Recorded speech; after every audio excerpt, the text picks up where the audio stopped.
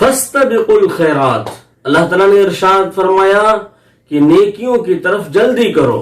وسارعوا الى مغفرة من ربكم وجنة عرضها السماوات والارض اعدت للمتقین.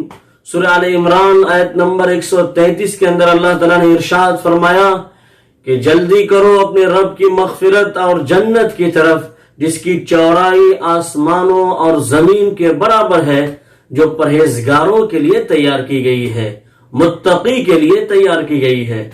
وعن ابی ہریرہ رضی اللہ تعالی عنہ ان رسول اللہ صلی اللہ علیہ وسلم قال بادروا بالاعمال فتنة كقطع الليل المظلم يصبح الرجل مؤمنا ويمسي كافرا ويمسي مؤمنا ويصبح كافرا يبيع دينه بعرض من الدنيا. رواہ مسلم.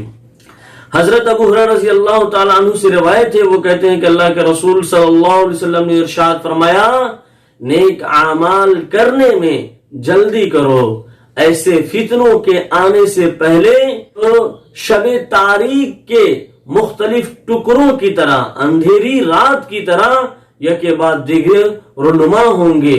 صبح کو آدمی مومن ہوگا اور شام کو کافر ہو جائے گا، شام کو مومن ہوگا، صبح کو کافر ہو جائے گا. وہ اس طرح کہ اپنے دین کو دنیا کے معمولی سامان کے بدلے میں بیچ دے گا.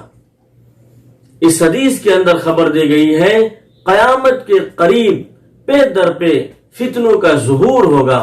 فتنوں کی کثرت کی وجہ سے لوگوں کی نظروں میں دین و ایمان کی کوئی حیثیت باقی نہیں رہے گی، دنیا حاصل کرنے کی دوڑ لگے گی، حتیٰ کہ دنیاوی مفادات کے لیے اپنے دین و ایمان کا سودا کرنے میں بھی کوئی تعامل لوگ نہیں کریں گے، بلکہ صبح و شام ان کے روپ میں بدلیں گے.